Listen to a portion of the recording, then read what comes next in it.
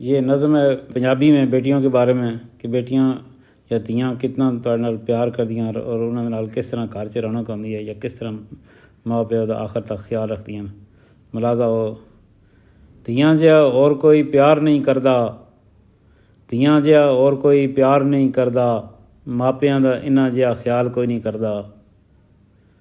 ਬਾਹਰੋਂ ਜਦੋਂ ਆਓ ਤੁਸੀਂ ਪਾਣੀ ਇਹ ਦੇਂਦੀਆਂ, ਬਾਹਰੋਂ ਜਦੋਂ ਆਓ ਤੁਸੀਂ ਪਾਣੀ ਇਹ ਦੇਂਦੀਆਂ, ਮਿੱਠਾ ਮਿੱਠਾ ਹੱਸ ਕੇ ਹਾਲ ਇਹ ਪੁੱਛਦੀਆਂ।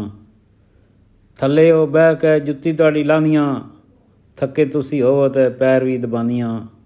ਧੀਆਂ ਜਿਹਾ ਹੋਰ ਕੋਈ ਪਿਆਰ ਨਹੀਂ ਕਰਦਾ। ਲੇਟ ਤੁਸੀਂ ਹੋਵੋ ਥੋੜ੍ਹਾ ਗੁੱਸੇ ਨਾਲ ਕਹਿੰਦੀਆਂ, ਲੇਟ ਤੁਸੀਂ ਹੋਵੋ ਥੋੜ੍ਹਾ ਗੁੱਸੇ ਨਾਲ ਕਹਿੰਦੀਆਂ, ਕਿੱਥੇ ਅੱਜ ਰਹਿ ਗਏ ਸੀ ਕਦੋਂ ਦੀਆਂ ਵੇਖਦੀਆਂ।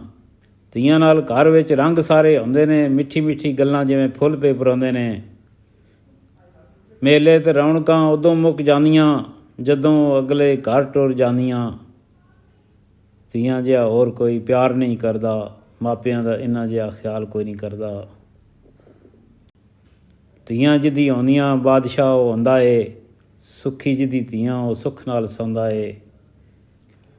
ਪੁੱਤਰਾਂ ਨਾਲੋਂ ਵੱਧ ਕੇ ਤੁਹਾਨੂੰ ਇਹ ਚਾਹੁੰਦੀਆਂ, ਪੁੱਤਰਾਂ ਨਾਲੋਂ ਵੱਧ ਕੇ ਤੁਹਾਨੂੰ ਇਹ ਚਾਹੁੰਦੀਆਂ, ਬੱਚਿਆਂ ਦੀ ਪੜ੍ਹਾਈ ਦਾ ਬਹਾਨਾ ਨਹੀਂ ਬਣਾਉਂਦੀਆਂ।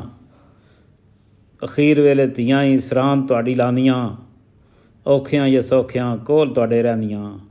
ਅਖੀਰ ਵੇਲੇ ਧੀਆਂ ਹੀ ਸਰਾਂ ਤੁਹਾਡੀ ਲਾਉਂਦੀਆਂ, ਔਖਿਆਂ ਜਾਂ ਸੌਖਿਆਂ ਕੋਲ ਤੁਹਾਡੇ ਰਹਿੰਦੀਆਂ। ਧੀਆਂ ਜਿਹਾ ਹੋਰ ਕੋਈ ਪਿਆਰ ਨਹੀਂ ਕਰਦਾ, ਮਾਪਿਆਂ ਦਾ ਇੰਨਾ ਜਿਹਾ ਖਿਆਲ ਕੋਈ ਨਹੀਂ ਕਰਦਾ।